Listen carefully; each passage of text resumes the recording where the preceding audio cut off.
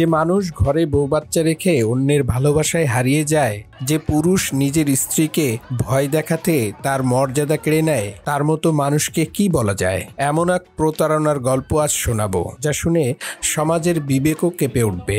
এটাই আজকের অবক্ষয়ের গল্প। মেয়েকে নিতে চাইছে, সেই জায়গায় মাকে নিয়ে ফোন করছে।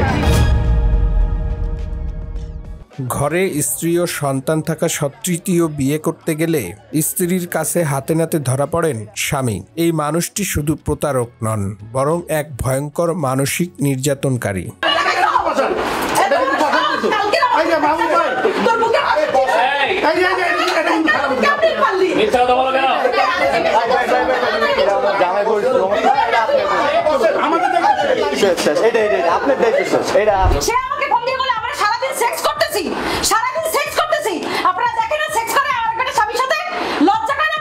স্ত্রী অভিযোগ করে বলেন, ঘুমের মধ্যে আমাকে বিবস্ত্র করে ভিডিও করে রাখে। পরে আমাকে বলে, আমি যদি প্রতিবাদ করি তাহলে এই ভিডিও ভাইরাল করে দিবে। একজন স্বামী যিনি হওয়ার কথা জীবনের নিরাপদ আশ্রয়, সেই স্বামী হয়ে গেল সবচেয়ে ভয়ঙ্কর হুমকি। আমি যখন এগুলো নিয়ে প্রতিবাদ করতে গেছি, আমার স্বামী আমার ঘুমন্ত অবস্থায় আমার শরীরের কাপড় তুলে, শোনেন আপনারা, আমার শরীরের কাপড় তুলে আমার ঘুমন্ত অবস্থায় সে আমার ভিডিও ধারণ করছে এবং সেইটা আমাকে কালকেও দেখাইছে। বলছে, তুমি যদি এগুলো নিয়ে প্রতিবাদ করো, থানায় যাও, মানুষকে বলো, তাহলে এই ভিডিও আমি ভাইরাল করে দিব। এত নিম্ন মেন্টালিটির মানুষ দেখছেন দুনিয়াতে, তারপরে এই লোকটাকে নিয়ে আমি সংসার করছি, কারণ আমার বাচ্চা আছে। স্ত্রী জানান, এই মানুষটির একাধিক পরকীয়া সম্পর্ক আছে। তৃতীয় বিয়ে করতে গিয়ে হাতে নাতে ধরা পড়ে। আরো ভয়ঙ্কর সত্য হলো, সে তাবিজ কবজের মাধ্যমে মেয়েদের বশে আনে, তাদের সাথে অবৈধ সম্পর্ক গড়ে তোলে, ভিডিও করে রাখে এবং পরে টাকা ও দামি মোবাইল হাতিয়ে নেয়। সম্প্রতি এক মেয়েকে ব্ল্যাকমেইল করে 2 লাখ টাকা নিয়েছে। এই মেয়েকেও করছে, এর আগেও করছে, এবং যখন যেই মেয়েকে সে চায় সেই মেয়েকে ওইভাবে সে পটায়। হ্যাঁ, তাবিজ করে এবং সেই মেয়েকে এমন শারীরিকভাবে এমন ভাবে তাকে উত্ত্যক্ত করে। আমি দেখেন না, আমি স্বামীর প্রতি এডিক্টেড কেন? কারণ তার সাথে আমার সম্পর্ক অবশ্যই ভালো, সে আমাকে ওইভাবে মেইনটেইন করছে। আর আমার হাজবেন্ডের আরো অনেকগুলো বাংলাদেশের প্রভাবশালী এই গ্রেডের বড় এক লোক আছে, আমি নাম বললাম না, তার মেয়ের সাথে অন্তরঙ্গ ভিডিও আছে এবং সেটা তার গোপনে ধারণ করা। সেই ভিডিও আমি সামনে নিয়ে আসবো। যদি আমার হাজবেন্ড এই নোংরামিগুলো বন্ধ না করে, আমি অবশ্যই মিডিয়ার সামনে সেটা সামনে নিয়ে আসবো। কিছুদিন আগে এক মেয়ের সাথে থেকে 2 লক্ষ টাকা নিছে, তার কাছ থেকে আইফোন নিছে। শুনেন, আমরা শুনি না যে মেয়ে মানুষ কক্সবাজার গিয়ে আইফোন পায়?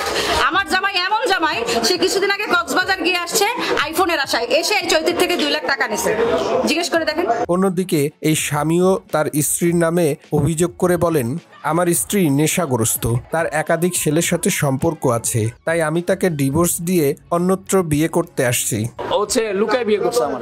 ও বলছে ও বিবাহিত না, ও আনমেরিড, ও কুমারী। আমি বলছি ঠিক আছে, তাহলে বিয়ে তো একটা মানুষ পুরুষ মানুষ করবে। তাবিজ কি এটাই তো জানি না।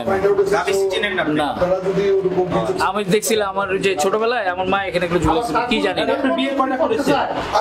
আমি 2টা করছি। এখন আবার একটা করবে না, করতে দিল কই?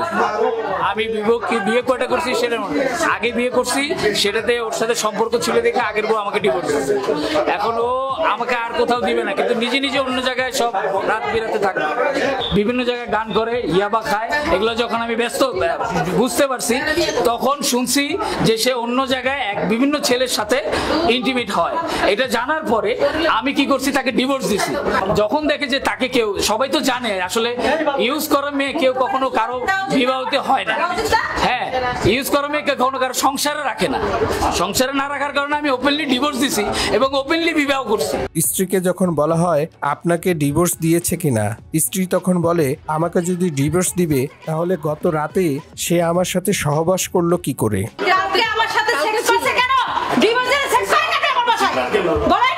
আমাদের সহ্য হচ্ছে না, ভাই আমার বাচ্চা না খায় সন্ধ্যা থেকে। জানা যায় এই স্বামীর এটা তৃতীয় বিয়ে। প্রথম স্ত্রী তাকে ডিভোর্স দিয়েছিল দ্বিতীয় স্ত্রীর সাথে বিয়ের আগে অবৈধ সম্পর্ক থাকার কারণে। প্রথম স্ত্রী ডিভোর্স দিলে দ্বিতীয় স্ত্রীকে তখন সে বিয়ে করে। এখন দ্বিতীয় স্ত্রী ও সন্তান রেখে তৃতীয় বিয়ে করতে গেলে হাতে নাতে ধরে ফেলে।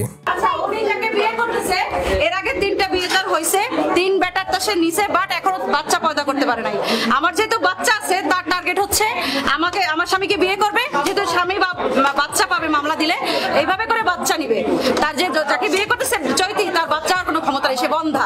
একজন পুরুষের লালসা একটি পরিবারকে ধ্বংস করে দিতে পারে, ভালোবাসার জায়গায় এনে দিতে পারে বিশ্বাসঘাতকতা, প্রতারণা আর নৈতিক পতন।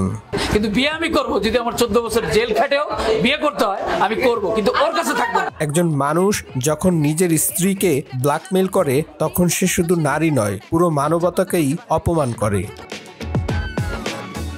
ভালোবাসা তখনই পবিত্র যখন তাতে থাকে দায়িত্ব, শ্রদ্ধা আর সত্যতা। কিন্তু যখন স্বার্থ, লালসা আর প্রতারণা ঢুকে পড়ে, তখন ভালোবাসা নয়, তা হয়ে যায় সমাজের সবচেয়ে ভয়ঙ্কর অবক্ষয়।